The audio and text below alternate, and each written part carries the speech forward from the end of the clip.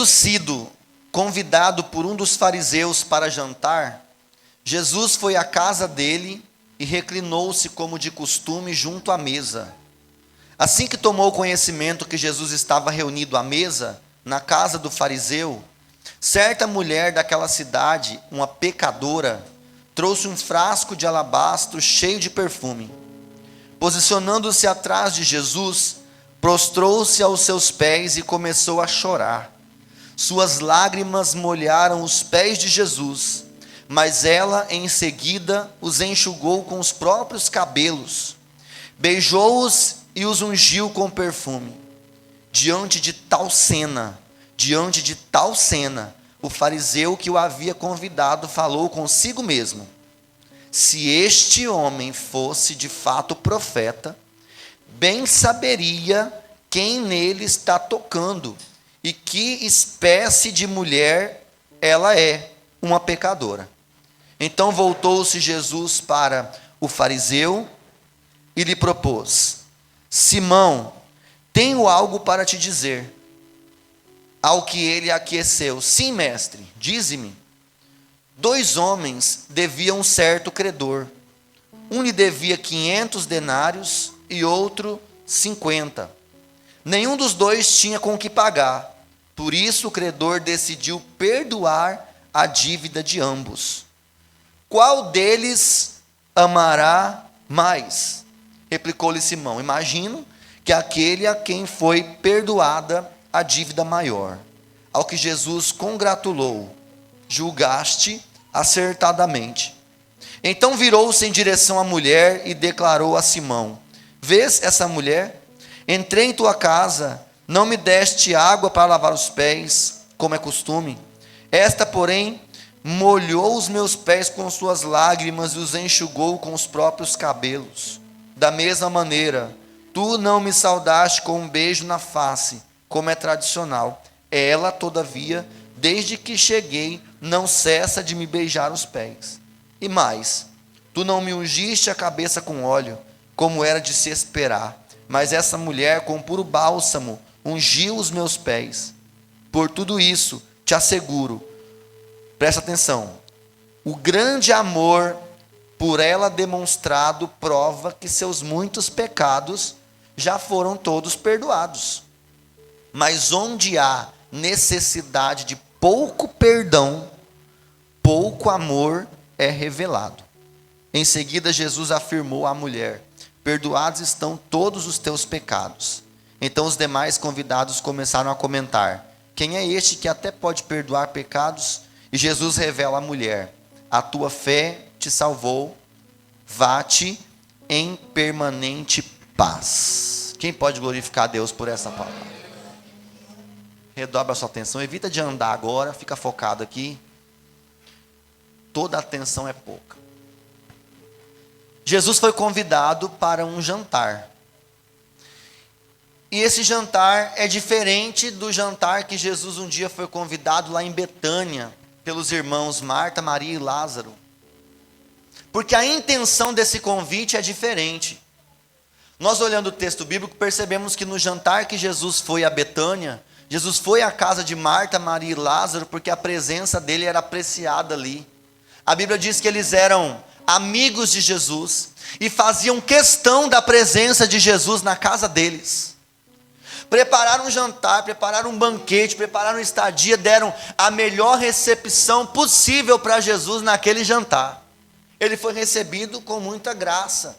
Você vai ver lá no jantar de Betânia, por exemplo, vocês são bons de Bíblia, que tem uma nos pés de Jesus adorando e recebendo a palavra, mas tem outra correndo com as bandejas na mão.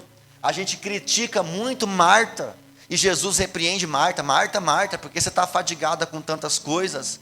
A grande realidade é que o trabalho de Marta naquela reunião também era importante. A gente é fácil criticar Marta, quando Jesus fala bem assim: Maria escolheu a melhor parte. Quer dizer que o trabalho não é tanta melhor parte, mas ninguém diz também que o trabalho não deveria ser feito. Se não tivesse Marta cozinhando no fogão, não ia ter a comida, não ia ter o jantar. Então, tudo é lícito, tudo é louvável. A atitude de Marta de ficar reclamando porque Maria não ajudava foi repreendida por Jesus. Mas no jantar alguém tem que ir para a cozinha, alguém tem que servir a mesa, alguém tem que fazer o trabalho braçal. Concorda com isso? Então, todas as honrarias para receber Jesus estavam sendo feitas ali. Estava todo mundo na sala, um adorando, o outro recebendo a palavra, o outro preparando, cuidando para que a comida tivesse boa na mesa. Mas a fama de Jesus estava alastrada por toda parte. E esse Simão, fariseu, ele convida Jesus para estar lá. Só que a natureza desse convite, à medida que você vai lendo o texto, você percebe que ele não deu a Jesus as honrarias que Jesus merecia. Então eu quero adiantar para você que nesse jantar, que nós acabamos de ler aqui, olha aqui para frente, prestando atenção, esse jantar que foi oferecido para Jesus, nesse jantar, Jesus não era a figura principal. Jesus não era o convidado ilustre. Jesus não recebeu as honrarias mínimas que uma pessoa que é um anfitrião faz para poder receber outro. Naquela cultura, que era lavar os pés, beijar o rosto, passar um perfume na cabeça. Tudo que uma pessoa precisava fazer para receber alguém com honraria, aquele homem não fez. Então a gente começa a imaginar qual foi a motivação que levou aquele homem a convidar Jesus para estar nessa festa. Jesus era, na época, uma celebridade. Alguém já ouvia, até em lugares muito longe, a fama de Jesus. Onde Jesus vai, tem uma multidão atrás dele, então ele é uma pessoa importante. Então era chique ter alguém importante na festa. Então Jesus é convidado não na qualidade de mestre, de Senhor, de Cristo, não porque aquele homem reconhecia que Jesus era o Filho de Deus, não, ele só queria ter pessoas importantes, VIP, na festa dele. Como acontece na sociedade hoje, a pessoa vai fazer uma festa de 15 anos para uma adolescente e traz lá um ator famoso para poder dançar no baile de debutante da moça, porque pessoas importantes trazem uma visibilidade maior para aquela festa. Então eu imagino que essa seja a principal motivação daquele homem querer ter Jesus nessa festa. E a festa está acontecendo, Jesus não recebe o tratamento que deveria receber daqueles que promoveram aquela festa, mas, por outro lado, alguém, uma mulher, como que era o nome dela? Não sei. O nome dela foi apagado da história por uma circunstância. A condição que ela vivia roubou dela a sua identidade. Então, quando o texto bíblico vai falar sobre essa mulher, não diz o nome dela, diz que ela era uma mulher pecadora da cidade. Para você perceber que a condição dela se tornou a identidade dela. Lá vai fulana, não, lá vai a pecadora. Está chegando a pecadora, entrou a pecadora. Você viu quem estava na padaria? A pecadora. Você viu quem foi na farmácia comprar remédio? A pecadora. Então era assim que ela era tratada, esse era o adjetivo, essa era a identidade que as pessoas davam a ela por causa da sua condição de pecadora. Mas essa mulher pecadora entrou na festa. E você vai dizer, ela foi convidada? Não. Vou te mostrar nessa cultura que também existe outro detalhe. A festa era pública e aberta para quem quisesse entrar. Os convidados podiam se assentar à mesa e comer o banquete. Mas outras pessoas podiam entrar naquela festa, naquele banquete, naquele jantar, porém tinham que ficar encostado na parede como simplesmente telespectador de tudo que estava acontecendo no meio da festa. A gente conhece isso hoje como penetra. Não foi convidado, mas está lá. Está lá olhando, está lá, não pode comer, não pode sentar, mas pode ficar ali. E faz parte do ato ilustre da festa, ter penetras na festa. Porque quanto mais gente penetra tem na festa, mais importante a festa é. Significa que ela chamou a atenção da população e tinha muitas pessoas ali que vieram para prestigiar o que estava sendo feito. E lá está ela, a mulher, como é o nome? Não sei, a pecadora, encostada na parede, provavelmente com os braços para trás, olhando tudo o que está acontecendo. E enquanto o desenrolar da festa se dá, essa mulher chega até os pés de Jesus. Jesus está sentado numa mesa diferente dessa mesa que está colocada aqui, que é alta. A mesa judaica é uma mesa baixa, servida quase perto do chão, e as pessoas se ajoelham, se debruçam sobre aquela mesa para comer, de maneira que os pés ficam para trás. Então ela se debruça sobre uma mesa muito baixinha, Jesus está debruçado sobre a mesa baixinha, se servindo na mesa, e os pés dele estão virados para trás, e aquela mulher chega de maneira discreta, e se ajoelha, se dobra. o texto bíblico diz que ela começa a chorar nos pés de Jesus. O texto bíblico diz que as lágrimas dela ensopam os pés de Jesus, e ela então começa a lavar os pés de Jesus com as suas lágrimas. E depois ela começa a enxugar os pés de Jesus com os seus cabelos. E aquela atitude para Jesus era maravilhosa. Jesus gosta de adorador, de gente que chega se prostrando, de gente que chega com o coração quebrantado. O texto bíblico vai dizer que a um coração quebrantado e contrito o Senhor não desprezará. E era assim que aquela mulher se apresenta e chega até Jesus. E aquele ritual vai se repetindo, ela vai molhando os pés com as lágrimas, enxugando com os cabelos. E o dono da festa, de repente, começa a razoar consigo mesmo. Ele começa a pensar na sua cabeça, como se Jesus não fosse Senhor absoluto de tudo, que conhece até os pensamentos da gente. Ele começou a pensar, convidei esse aí, mas dei um tiro no pé. Achei que estava convidando um profeta para entrar na minha casa, mas eu já vi que esse aí já perdeu a qualificação de profeta. Eu sei que esse aí profeta ele não é. E ele começa a pensar, e o texto bíblico vai narrar o pensamento dele. Se esse homem soubesse quem essa mulher é, o texto diz a qualidade de gente que ela é. Se ele fosse profeta de verdade, ele ia saber quem essa mulher é. E não ia permitir que essa mulher tocasse nele. Porque a mulher está tocando nos pés de Jesus. Ela está tocando, enquanto ela toca ele, na verdade ela está ali fazendo algo muito terrível naquela cultura. Ela está transmitindo a impureza cerimonial para ele. Porque uma pecadora, quando toca num homem santo, a cultura é como se o pecado dela tornasse quem está sendo tocado impuro também. Só que ninguém explicou para aquele fariseu era que quando um pecador se aproxima de Jesus e toca em Jesus, como a mulher do fluxo de sangue tocou, não é o pecado dela, a sujeira dela, a imundícia dela que suja Jesus, é a santidade de Jesus que purifica ela. O que aquele fariseu não entendeu, que não importa o quão sujo, lameado, acabado, regaçado a gente esteja quando nos aproximamos de Jesus. Ele disse, aquele que vem a mim de maneira alguma o lançarei fora. É a santidade de Jesus que vai limpar essa mulher. É a santidade de Jesus que vai purificar essa mulher. É a santidade de Jesus que vai cambiar, que vai mudar, que vai alternar, que vai transformar a realidade de vida que aquela mulher tem. E Jesus, ouvindo o pensamento, fala para quem está perto de você, cuidado com o que você pensa. Cuidado com o que você pensa.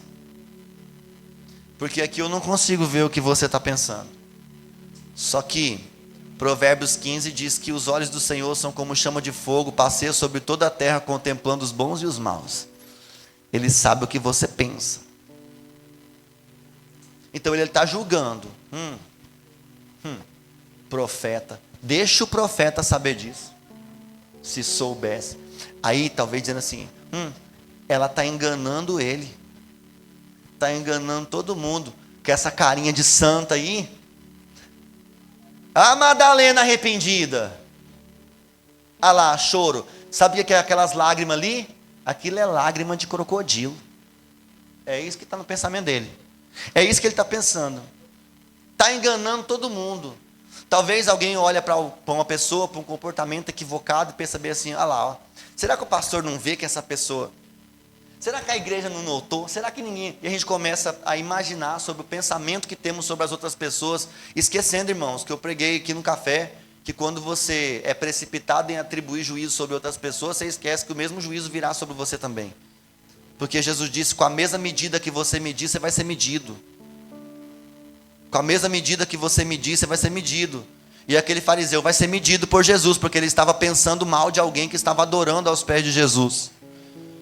A última vez que eu me lembro de uma pessoa criticando quem estava adorando, era Mical, em cima da janela, vendo o rei Davi dançar na presença do Senhor com as moças. Ficou estéril, nunca mais gerou, porque criticou quem estava adorando. E tem gente que é assim. Tem gente que é mais caladinha, mais na dela, e quando vê a gente muito expressiva, assim, para que tanta gritaria? Para que pular desse jeito? Para que dançar desse jeito? Para que chorar desse jeito? está querendo se aparecer. Tem gente que fica assim. Fulano, acho que aquele ali é tudo para se aparecer. Olha lá, ó, já está querendo ser notado. Fala mais uma vez com carinho para alguém. Cuidado com o que você pensa. Amém? Então ele está lá num canto, profeta. Deixa o profeta saber disso. Não é profeta coisa nenhuma, está sendo ludibriado por essa mulher. Aí Jesus olha para o fariseu no texto e vai revelar o coração dele. Ele disse: irmão, faz favor aqui. Aí olha a hipocrisia, irmãos. Ele fala assim: pois não, mestre. Eu tenho uma coisa para te dizer. Dize-a, mestre. Falsidade. Dize-a, mestre. Com um sorriso no rosto. Ele falou bem assim: um devia 500, o outro devia 50. Nenhum dos dois podia pagar, mas a dívida dos dois foi perdoada. Qual dos dois vai amar mais?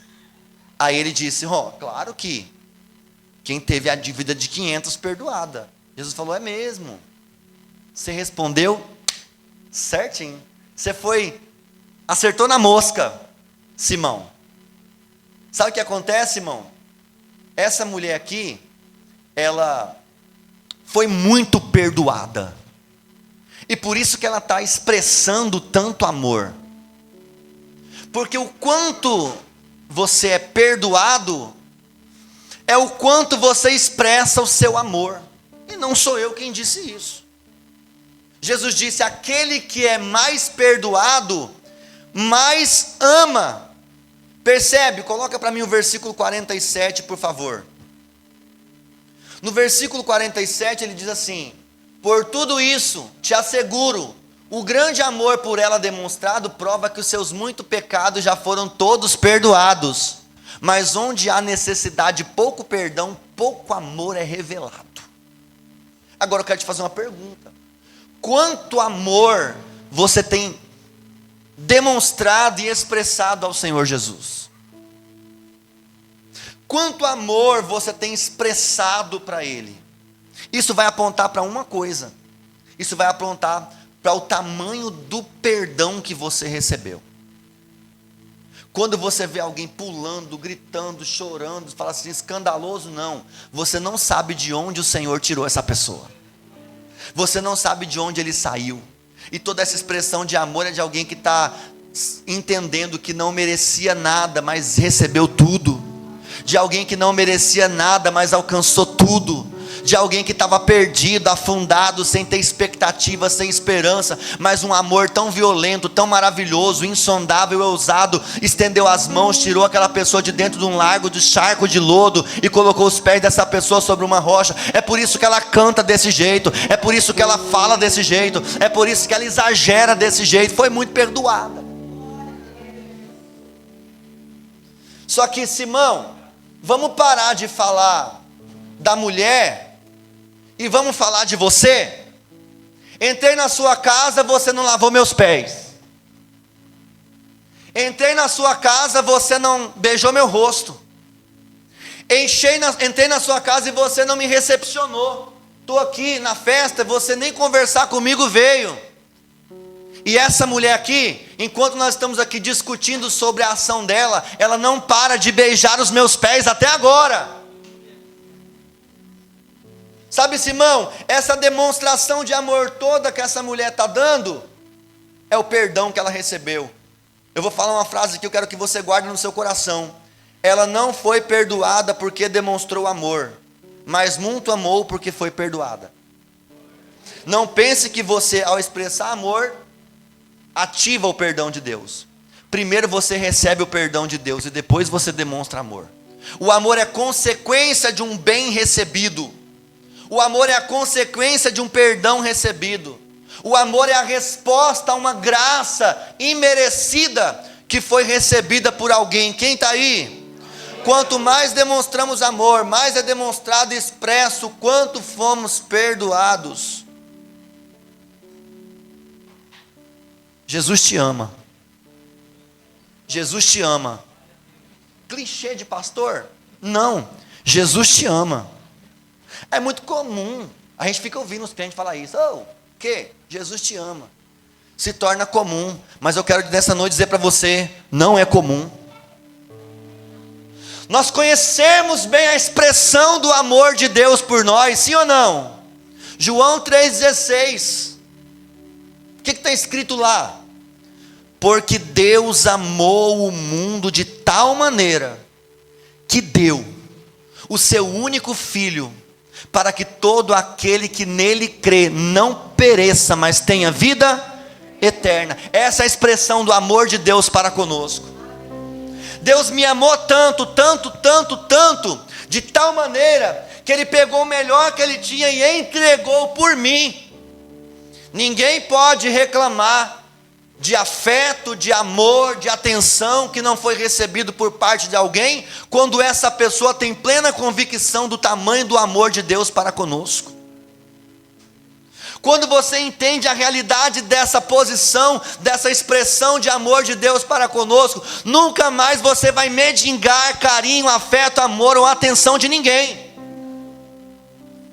Nós vivemos numa geração carente, e as pessoas têm carência, e carência é um sentimento que faz parte do ser humano. Quem não gosta de ser bem tratado, quem não gosta de receber um carinho, quem não gosta de receber uma atenção, quem não gosta de receber uma ligação, quem não gosta de sentir que as pessoas se importam com você, só que essa necessidade não deveria ser tão latente assim na vida de alguém que recebeu e foi alvejado por esse amor. O marido aí fala para a esposa, eu te amo. Eu te amo, amor, olha aqui para mim.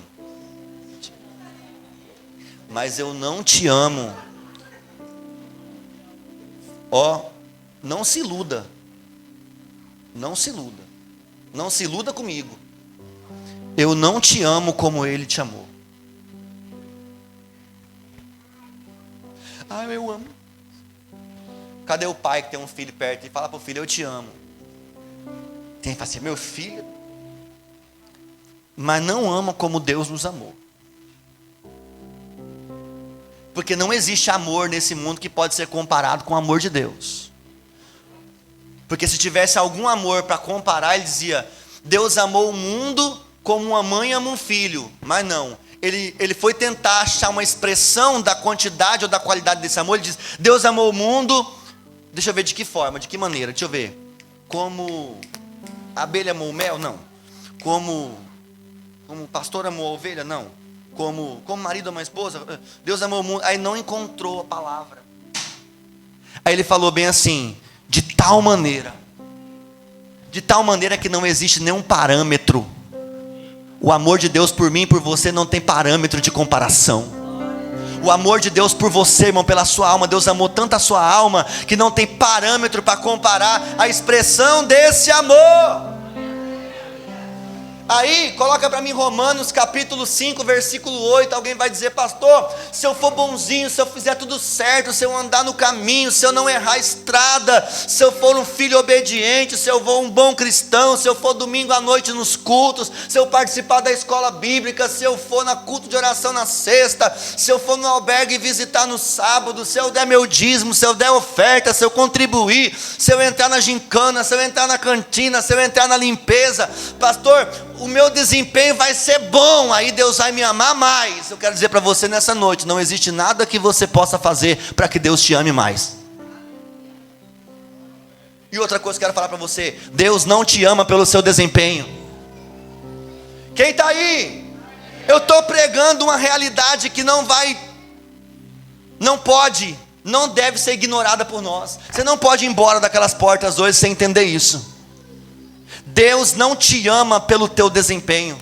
Capítulo 5, versículo 8 de Romanos diz, porém Deus comprova o seu amor para conosco pelo fato de Cristo ter morrido em nosso benefício, quando ainda andávamos no pecado. Deus não te ama hoje porque você é um bom crente. Deus não te ama hoje porque você canta no louvor. Deus não te ama mais hoje porque você prega de vez em quando. Deus não te ama hoje pelo seu desempenho. Deus já te amava quando você estava atolado naquele mato, sem cachorro. Deus já te amava quando você estava no fundo do poço, quando você odiava Ele, quando você era inimigo de Deus. Eu cantei hoje aqui nessa noite: inimigo eu fui, mas o seu amor lutou por mim. Você e eu éramos inimigos de Deus. Nós andávamos desgarrados como ovelha que não tem pastor. Nós andávamos perdidos e mortos em nossas iniquidades e transgressões. Nós estávamos sem esperança, abandonados, inimigos de Deus, de braços dados com o mundo. A Bíblia diz que aquele que se torna amigo do mundo, automaticamente é promovido como inimigo de Deus. Ou alguém que é amigo do mundo, se torna inimigo de Deus. Eu e você éramos amigos do mundo, éramos inimigos de Deus, mas mesmo quando nós éramos inimigos de Deus, Ele nos amou. Então, Deus não me ama pelo meu desempenho, Deus me ama de uma forma que não pode ser comparada. Você conhece agora qual é a expressão do amor de Deus por você? Quem pode dizer um glória a Deus por isso? Você não queria nem Jesus, você não queria nem ouvir de Jesus. Um dia você falou bem assim: eu nunca vou numa igreja de crente. Você está aqui, ainda vai tomar ceia daqui a pouco. Por quê? Deus chamou quando você não queria nada com Ele. Quem está me ouvindo? Tá bom, pastor. Eu já entendi que Deus me ama. Já entendi que não existe nada que eu possa fazer para Deus me amar mais. Essa é a expressão do amor de Deus por mim. Mas qual seria a expressão de amor ideal demonstrada para Ele, já que eu fui tão perdoado? Agora vamos virar o prisma. Eu já conheço a expressão do amor de Deus para mim. Agora eu quero entender qual é a minha expressão de amor para Ele. A mulher pecadora demonstrou amor, se arrependeu, chorou, se derramou, se entregou. O dinheiro que valia aquele perfume que ela derramou todinho nos pés de Jesus, equivale a aproximadamente 2 anos de trabalho. Uma pessoa trabalharia 2 anos para conseguir comprar aquele perfume. E o dia que ela encontrou Jesus, ela derramou aquele perfume, sem se importar com o valor. Por quê? Isso é expressão de amor. Amor não se preocupa com cifras. O amor não está preocupado com valores. O amor dá deliberadamente. E aquela mulher pegou aquele vaso de perfume caríssimo e fino e derramou aos pés de Jesus. Talvez ela estava esperando, aguardando um dia que teria uma ocasião ideal para ela poder usar aquele perfume. Quem sabe no dia que ela encontrasse um marido e casasse, no dia do meu casamento, quem sabe? Mas quando ela ouviu: Jesus está aqui, não pode existir outra ocasião melhor. Não pode do que essa. Por isso que você está aqui no culto hoje. Não pode ser mais um culto, irmão. Não existe ocasião melhor do que essa para você nesse dia. Não existe porta melhor aberta para você do que nesse dia. Quem está aí? Então qual seria a expressão ideal? Da mulher foi: honrou, serviu, se prostrou, se quebrantou, se derramou. Eu quero mostrar dentro da Bíblia aqui para você, e rapidamente eu já ministro a ceia em seguida.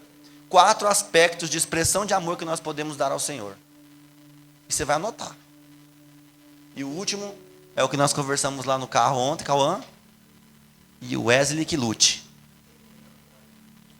1 João capítulo 4, versículo 20. Vamos bem rápido.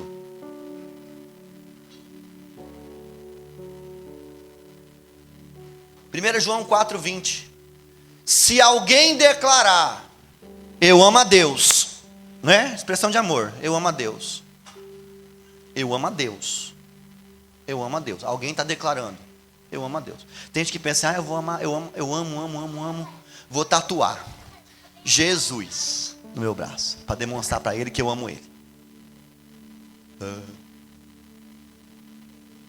Pior é quando a pessoa tatua o nome da namorada e depois ganha um presente da namorada de colocar na cabeça. Edita e corta isso, não deixa no YouTube. Se alguém declara, acabou, fala: eu amo Deus, porém odeia o seu irmão, é mentiroso. Porquanto quem não ama o seu irmão a quem vê, não pode amar a Deus que não enxerga. Versículo 21. Ora, Ele nos entregou este mandamento: Quem ama a Deus, ame de igual forma o seu irmão. Então como que eu demonstro a minha expressão de amor para Deus? Já que eu conheço a expressão de Deus comigo, eu sei como Deus me amou, de tal maneira. Eu sei que Ele me amou como ninguém. Eu sei que a expressão do amor de Deus para mim não depende do meu desempenho, já conheço. Agora a minha expressão de amor para Ele, eu digo para Ele, eu te amo. Mas se eu não amar o meu próximo, se eu não amar o meu irmão, se eu tiver ódio do meu próximo, eu sou mentiroso e não tem como dizer que isso é uma expressão de amor a Deus. Isso é a mesma coisa de mentir, de enganar, de trapacear.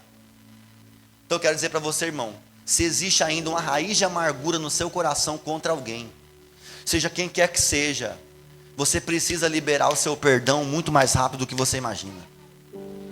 Porque não tem como você glorificar a Deus com os lábios, mas o seu coração está cheio de amargura. Um dia Deus disse, esse povo me adora com os lábios, mas o seu coração está longe de mim. E quando é que o coração das pessoas se afastam de Deus? Quando elas dão lugar à amargura, à ira, quando elas dão lugar ao ódio, ao rancor, ao ressentimento. Você precisa perdoar.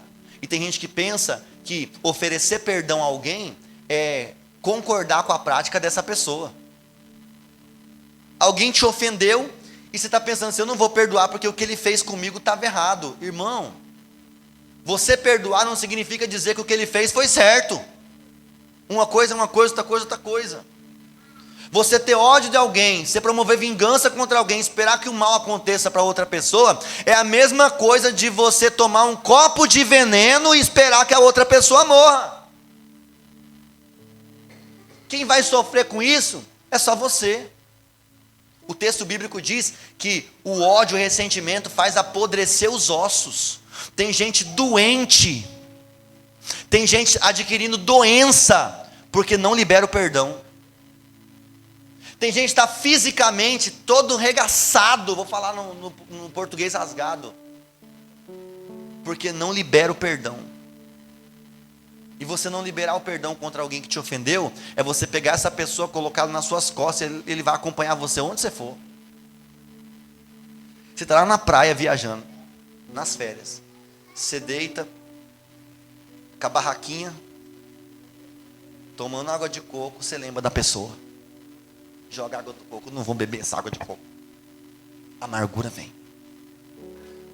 Você vai comer um prato de comida gostoso, irmão, a galinha caipira com...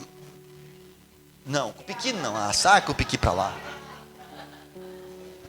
Uma galinha caipira com um anguzinho de milho verde, arroz, feijão cozido na hora, puro alho, assim, aquela coisa deliciosa.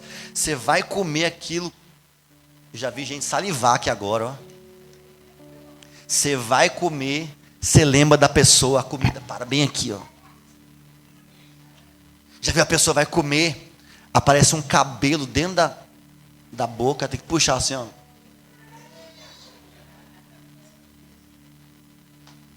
Quem já teve essa experiência? O ressentimento faz isso. A falta de perdão faz isso. E aí vem no culto domingo, glória! O que tem de raiva e amargura escondida atrás de um aleluia. Deus seja louvado.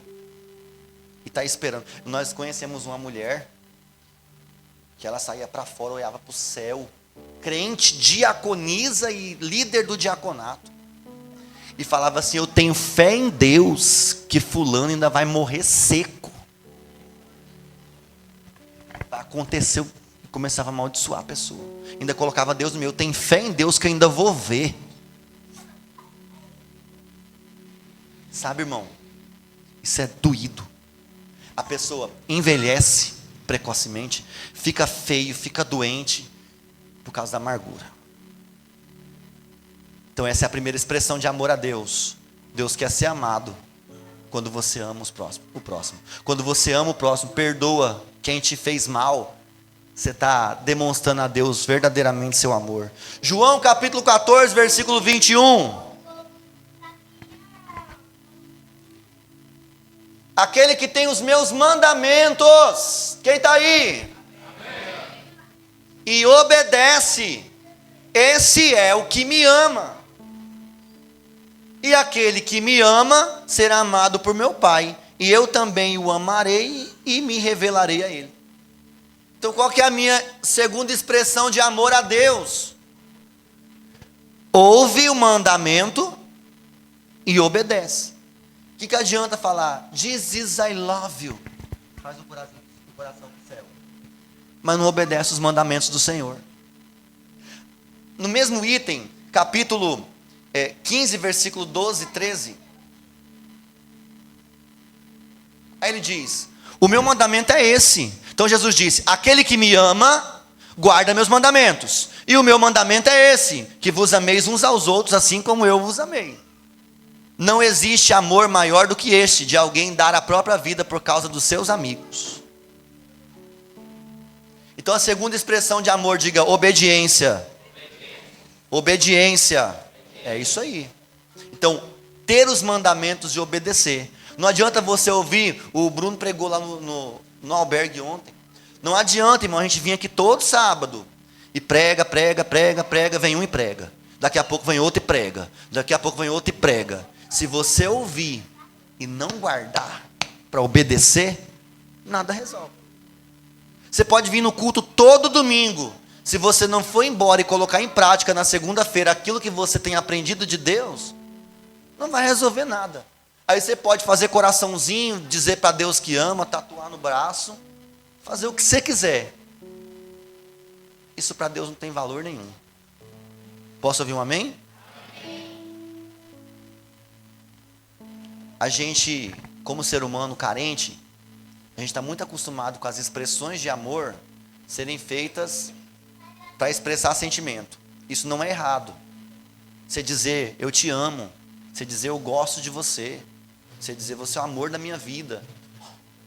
Só que dizer que ama e maltratar, dizer que ama e tratar no bico da botina, dizer que ama de noite e de manhã cedo tá ignorante, com brutalidade, tratando a pessoa de qualquer maneira, não resolve. Então, amar de palavra, irmão, eu não estou dizendo aqui que é errado dizer eu te amo, mas se isso não tiver acompanhado de expressão, de atitude, não adianta nada, não resolve nada.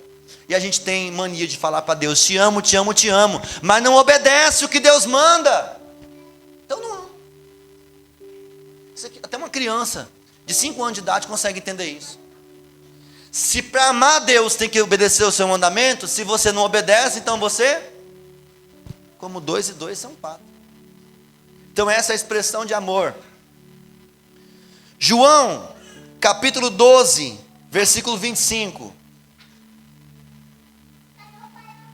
Quem está aí? Amém. Aquele que ama a sua vida. Aqui não está falando de amar a Deus, tá? Está falando de amar a si mesmo. Aquele que ama a sua vida, a perderá. Mas aquele que odeia a sua vida nesse mundo, a preservará para a vida eterna. Versículo 26. Se alguém me serve, precisa seguir-me. E onde estou, o meu servo também estará. Aquele que me serve será amado por meu Pai, ou honrado por meu Pai. Então aqui está dizendo, outra expressão de amor a Deus, é não amar a sua própria vida mais do que a Deus. É não colocar o que é de Deus acima das suas coisas. É não colocar a necessidade do outro, da causa de Deus, acima da sua causa pessoal. A igreja não milita em causa própria. A igreja milita em causa que foi levantada pelo Senhor. E quando eu me envolvo com aquilo que Deus está envolvido, eu estou expressando amor a Deus através do meu servir. E esse meu servir vai garantir que eu seja honrado pelo Pai. Estou falando bem tranquilo. Tem gente que quer ser honrado, e tem até as músicas que cantam, né? Você vai ser honrado, Deus vai colocar você no pódio, vai colocar você no palco. Os outros vão ficar lá torcendo o bico enquanto Deus estiver te honrando. Irmão, nós não teremos honra enquanto não aprendermos isso. honrar os outros antes da gente mesmo. Paulo disse que nós devemos tratar o outro superior a nós mesmos. Essa onda de ficar com o nariz empinado achando que é melhor do que todo mundo. Essa onda de não servir a Deus, de botar obstáculo, de botar dificuldade para tudo que é relacionado às coisas de Deus, amando a sua própria vida mais do que a Deus. Ele diz uma coisa muito pesada ali, que eu tenho que odiar a minha vida nessa terra. Pastor, isso é radical.